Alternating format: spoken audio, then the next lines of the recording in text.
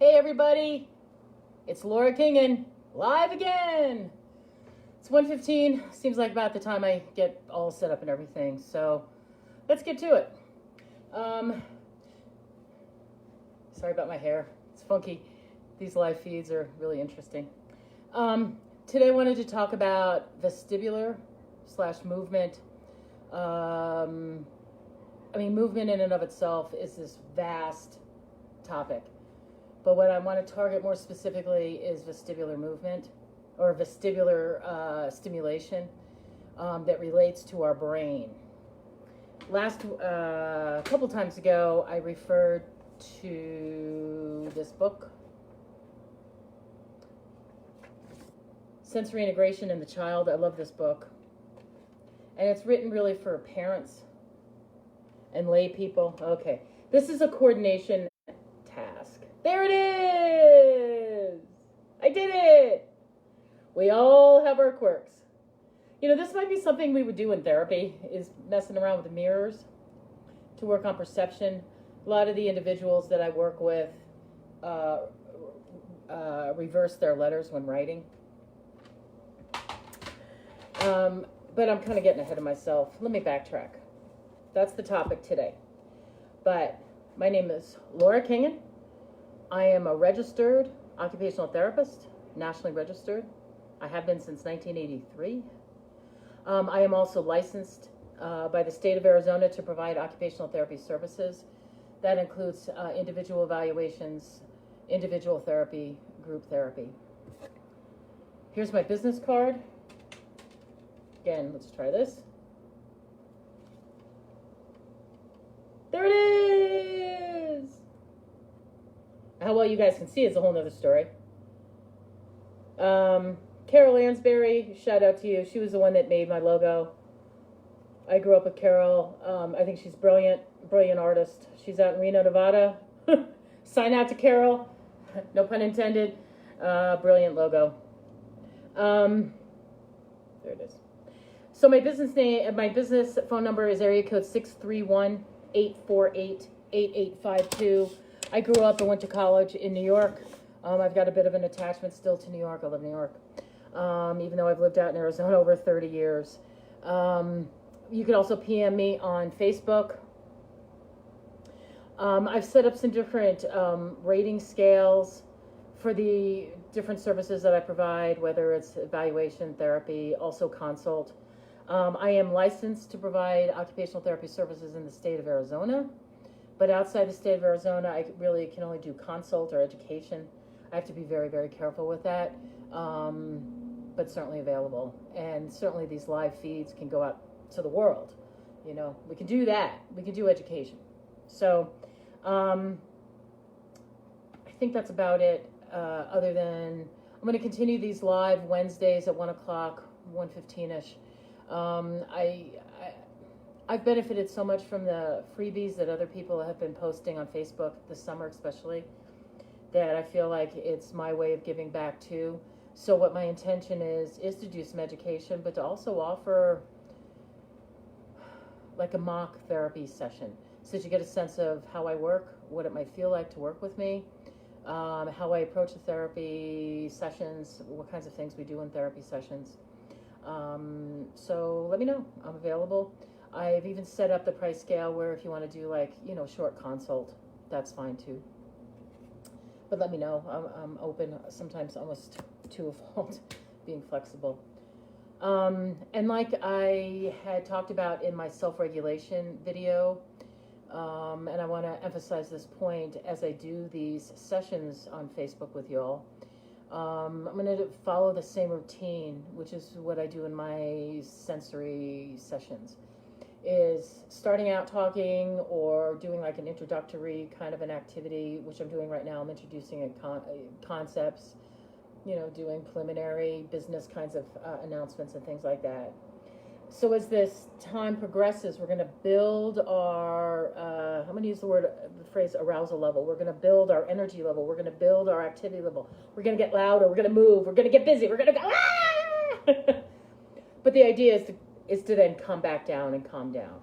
And so the end of these sessions, we'll do a calming self-regulation, or It's a regulatory activity with the ultimate intention of being able to, one, help provide a session, but also to help teach about self-regulation, because I think as an occupational therapist, we're goal-oriented, and what we're really trying to work on is improving someone's function, so that we can be as independently functioning as possible.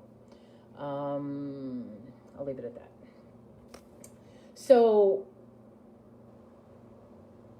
let's get on to the topic of today, and that's vestibular stimulation.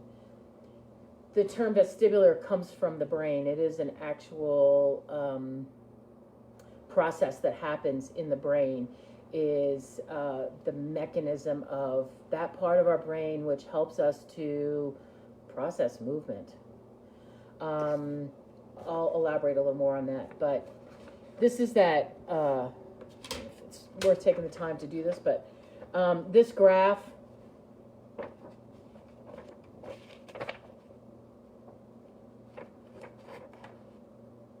there we go. Unfortunately, I need more hands now. So at the you can see at the, up there it says vestibular. It's really important for me to emphasize this, because I'm going to be referencing back to this. So the vestibular, when we talk about basic sensory information here, like last week we talked about proprioception, this is so basic. You need to have these areas functioning in order for these other areas to develop. So if there's a problem in the vestibular mechanism in our brain, whether there's an actual anatomical issue or there's some kind of physiological problem, it could very well affect these other functioning areas. So let's say I'm working on some of these higher level skills, like eye-hand coordination. Depending on what my results are from my evaluation, there could be some vestibular issues. So if I'm going to work on eye-hand coordination, but there's vestibular issues, and I'm not addressing the vestibular issues, I'm only doing so much therapy. And again, the art of therapy is how many things can we incorporate into one activity. So I am going to try to incorporate vestibular input with my client to help with our eye-hand coordination if I felt like that was an issue. So if I want to deal with these higher level functions, I need to look at these lower level functions as well. It's huge. So when I first started out as a therapist, I was trained to use these sensory mechanisms in my therapy. And as I was thinking about today and what I wanted to talk about, I am one of those therapists that really do very little with worksheets. So yes, I do use an iPad, and there's a lot of apps that replicate worksheets. But if I were to sit my client down at a table and just do a worksheet, unless that was specific to my treatment plan based on my evaluation results, that's fine. But to do just that is kind of limited, because am I looking at the whole picture, and can I, as a therapist, be more thorough in my approach? Which is kind of the segue into this next section. Let's talk about some different vestibular mechanisms, and then let's put together an activity. I've been on this thing about obstacle courses, and a big reason why I'm continuing to do that is because I want to show you all about layering activities, and obstacle courses is such a great way to do that, and because we can cover so much territory through obstacle courses. And with kids kind of stuck at home, whatever school is happening or not, throwing together an obstacle course and doing it for 15-20 minutes is a great way to get some physical movement, but then you can work on a lot of other skills. It's a huge, I want to use the phrase skill set. No, that's not really right, but there's a lot of different skills that you could incorporate into an obstacle course. So anyway, I do like to talk, so let's get to it. Okay. The idea is for you guys to be able to see the trees behind me. And instead what you get is a lot of sun. We just had a major, yes! Yay! Trees! Now let's see if I can mess with it.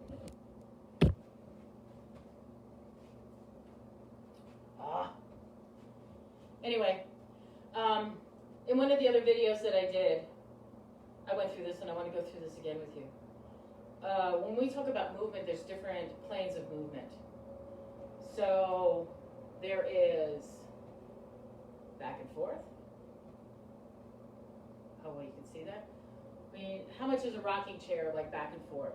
That's that vestibular movement. What about side to side? Another plane of movement. There are different parts of our brain that is helping the movement to happen. It's brain, it's physiological. There's up and down. And then there's big rotational movements.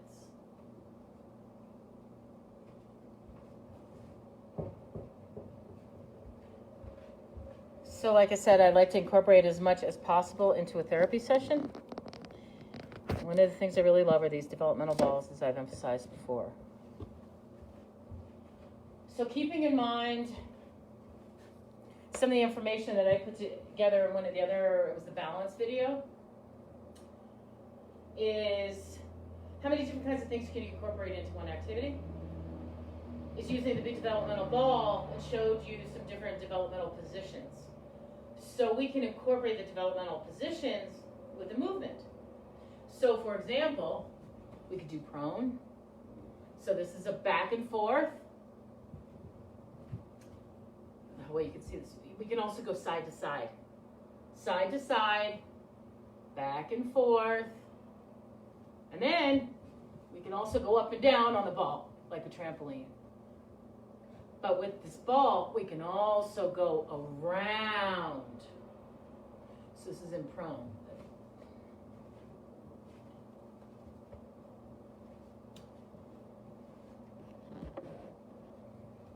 Apologize about the sun.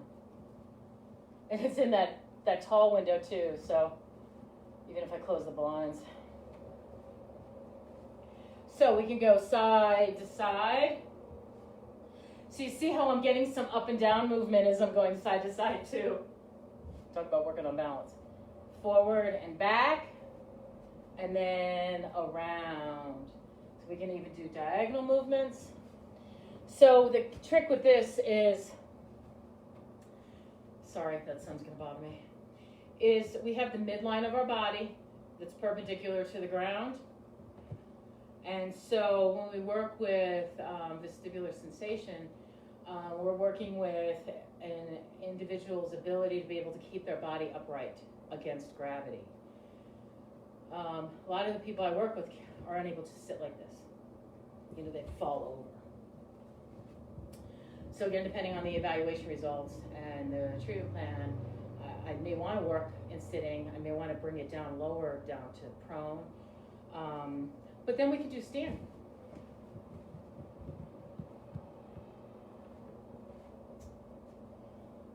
Segue into the obstacle course.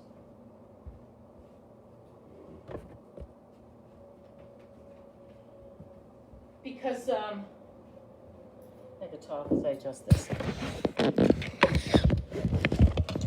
Because you guys are at home, I'm trying to, there we go. Had I just done that from the beginning, I'm trying to show you some things you can use in your own home. I mean, how many people have therapy equipment? So let's put together an obstacle course that will emphasize these different planes of movement. And immediately a belt comes to mind. Like in lieu of a balance beam, we could use a belt. I've got a hula hoop. Now I'm going to put this down on the ground. Well, let's try it. I'll bring you guys down to ground level. Yeah, I think that's going to be good. See, the sun is still bright. Vicky Margaritas, is this what you were talking about?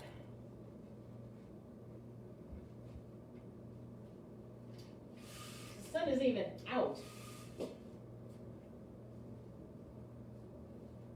much that helps. What is this, a pool noodle? And then this is a rocker board. There's all kinds of rocker boards. I had a parent actually make this for me. So there's all kinds of sizes and different types of things you can do, but the idea is that this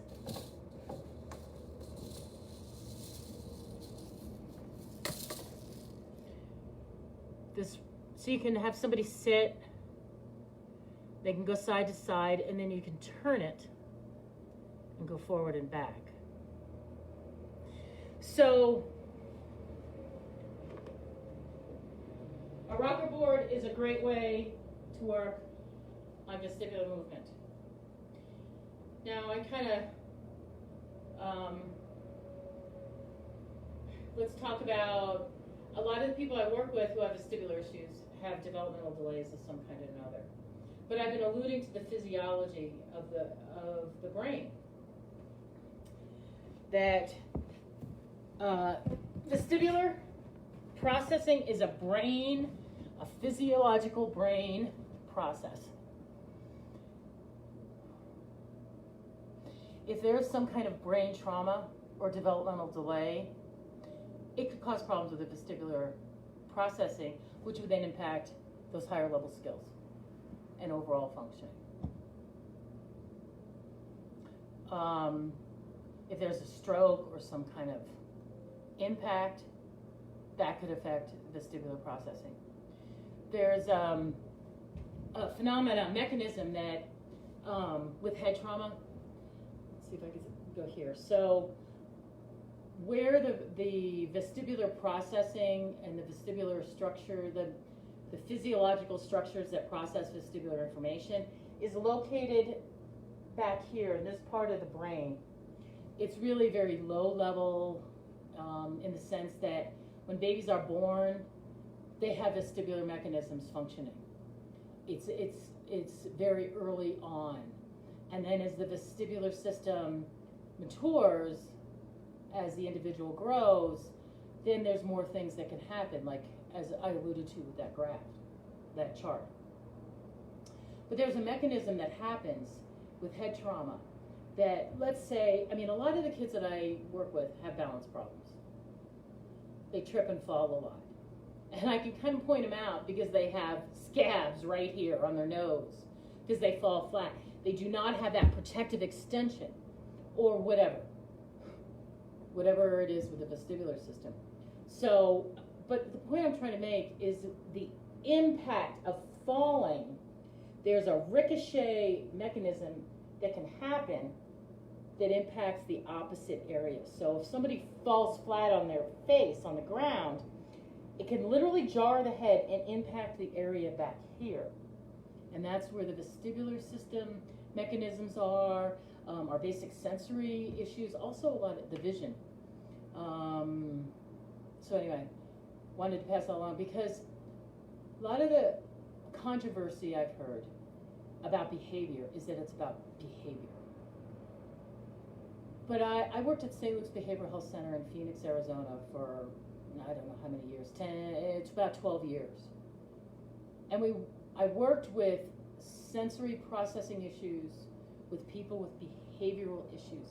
And almost all those kids had some kind of sensory issue. You know, we're taking this very militaristic approach in schools. And I can get kind of upset about that. I can get upset. Because I think a lot of these kids are being treated from a militaristic standpoint, and they're being very misunderstood because there's something physiological that's going on. It is medical, it's physiological.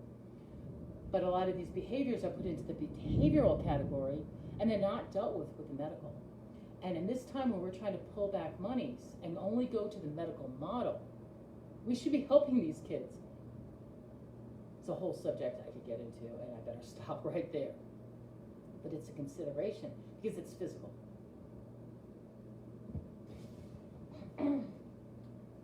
Sorry, a little soapbox.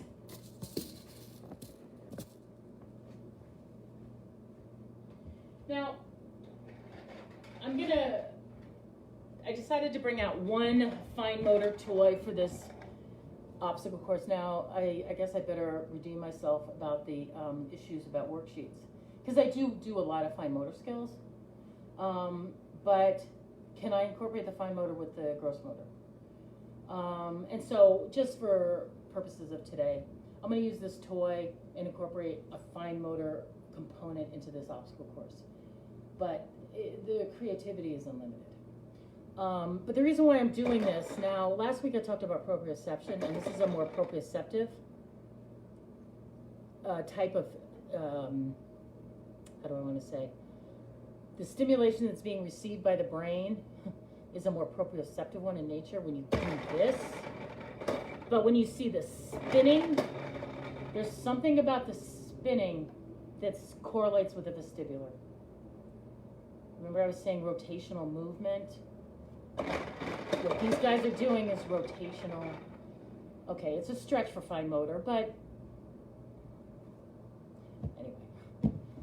So I thought, let's just put this in here anyway. The balls are more proprioceptive. They're going out.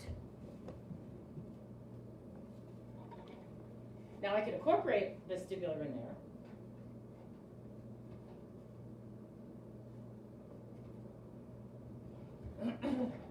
But essentially those balls they're bouncy, so it's a more proprioceptive quality.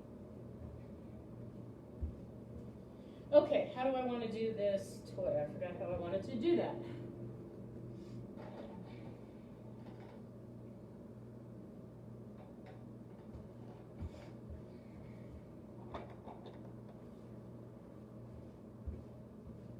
So, this is like a 1, 2, 3, 4, like a 5-step obstacle course that incorporates a lot more. It's a vestibular-oriented obstacle course. So let's say somebody did fall and had a head trauma, and it impacted the vestibular system. And so they now have balance problems. They also have vision problems. So this obstacle course can work on those areas. So let's say, for example, we'll do obstacle courses, we'll do this 3 times, but you can do it more. We're going to step over, so I have to look. So there's a stepping over, so there is a forward-backward movement. I'm not going to do this because I think I'm too heavy for this rocker board, but let's assume my client is reasonable for this rocker board. So I'd have them stand on it, and then let's say rock back and forth 5 times.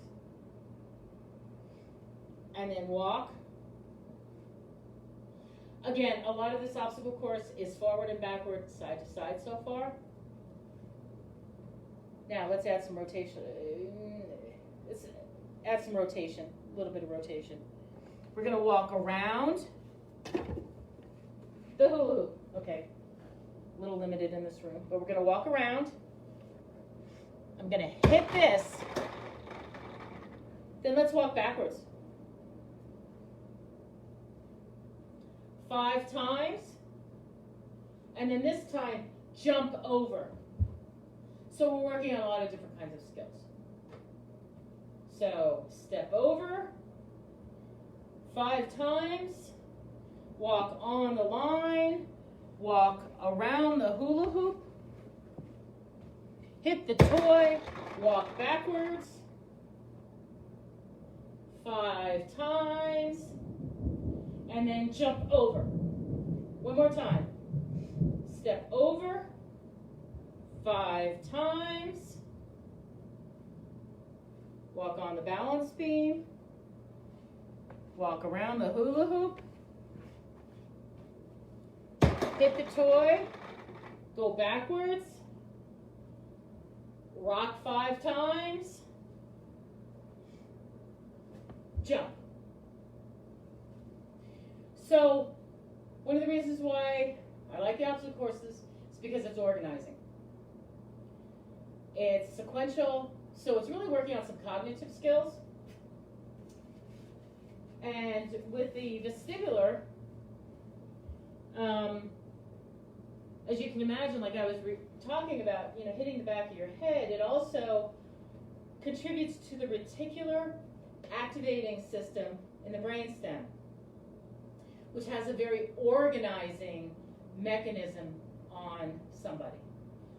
So another vestibular problem that might be encountered is an attention span issue. Somebody having trouble attending to their academics. An occupational therapist would come in, maybe evaluate and find out, well, there's all these vestibular issues. Well, no wonder they're having trouble focusing in school. So that gives justification to an OT evaluation. So let's go ahead and clean up, because that's part of it. And everybody should contribute to cleaning up. Now, let's wrap this up.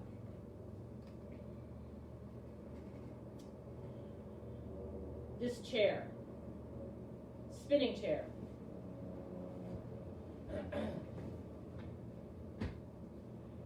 I thought about bringing my other chair in. I wish I had.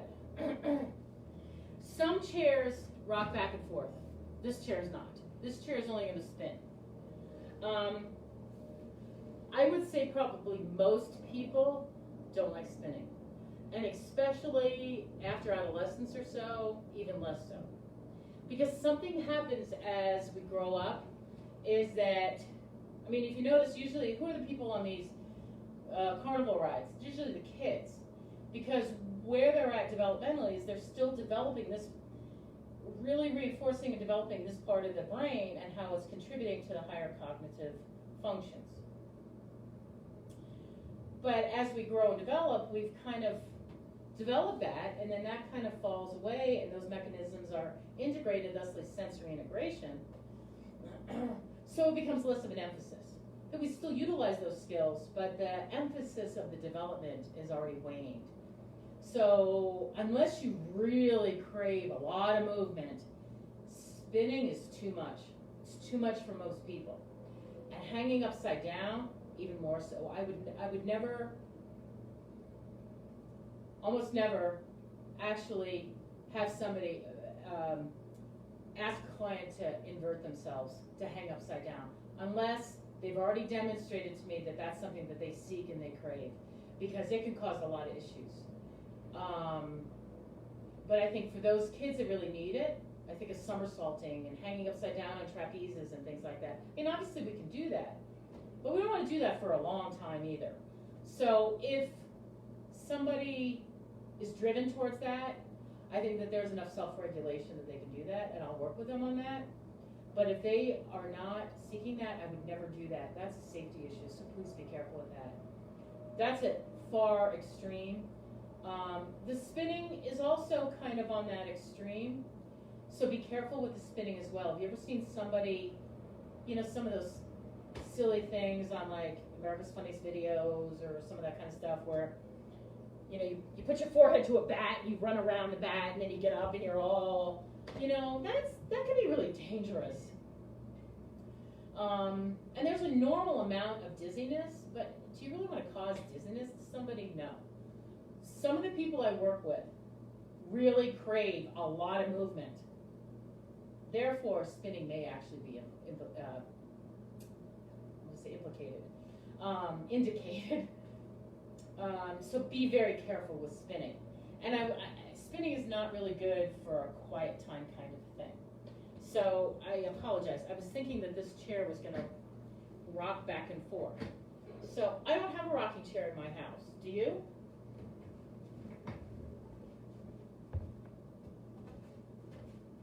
I have a ball, because I'm trying to segue into quiet time here. But the point about quiet time is I want the individual to be able to relax and do nothing, just rest and breathe and calm down. So I could rock on the chair, on the ball, but I'm doing something actively. And for quiet time, I really want something more passive. So we're going to just kind of make this up as we go, as I do with everything anyway. So I could use the rocker board. I can have somebody maybe sit or lie down on the rocker board. and then I would rock it. But see, even that, you see how there's a catch? That's enough to be kind of alertatory to the system. It's kind of excitatory. I want the movement as smooth as possible. And I at least have control of this, but even that, those little blips can be enough. So that may not work.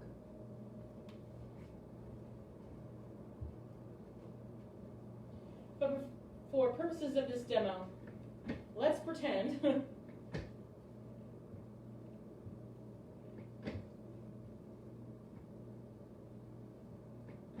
this is going to rock. Actually, you know what I'll do? I'll do it this way. So instead of spinning, I'm going to use this motion. Now, here's something. I'll ask this as a question. I have taught before, so as a teacher, I'll ask this. Does it make a difference if I go slow or if I go fast? If I go fast, could that be as calming as if I go slow? And the answer is yes. The difference would be is if I went arrhythmical. That is going to be alertatory to somebody's system. But the rhythmical should ultimately be calming. Some kids are going to want it faster. That's just the way they are. Everybody is different. So, here I go saying so again. Probably would have helped if I put my client in the chair first. So let's go ahead and do that. I am not going to be doing quiet time today, but my client will be doing quiet time, because I'm going to be facilitating this for my client, or you all for your client, for your child or whatever. So I may put on some soft music, watch the lighting, maybe have lower lighting like this is now. And again, with layering, like last week we talked about proprioception, I may put a blanket on because it's not like we have to do just vestibular or just proprioception. For purposes of my live demos, I'm trying to isolate these different areas. I can feel the energy settling. It's just me. So, while I'm finishing talking, if you want to go ahead and find something in your own home that you can rock back and forth, the idea is to let yourself rest just for a couple moments.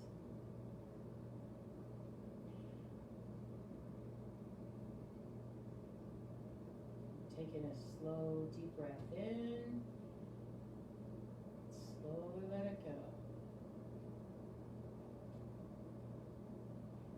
Just tune in to how it feels being in this chair, moving, or wherever you are. You may hear the different sounds going on, hearing lightning every so often. That's okay. Just acknowledge it. Taking another deep breath. In and out.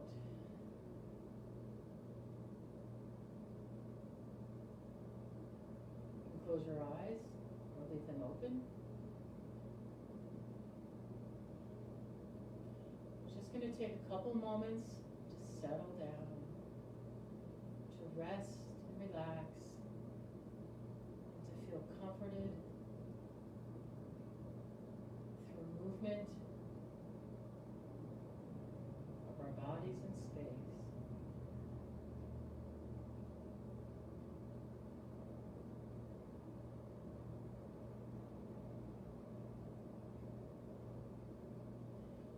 Taking another deep breath and let it go. Bringing your thoughts back to the room. I'm going to count to 5. When I say 5, it'll be time to stop. You can wiggle your fingers and your toes. Open your eyes. And then we'll finish up. Deep breath in and out. Let it go.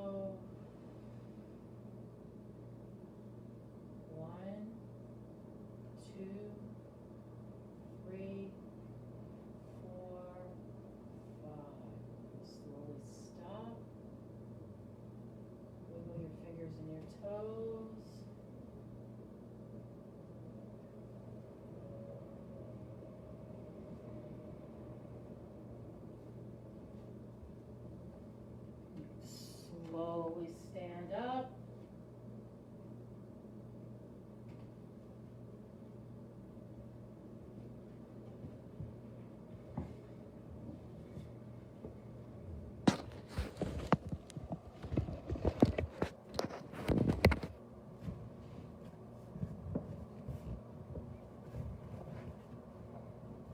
So I hope you learned some things about vestibular stimulation, a little bit about focused movement.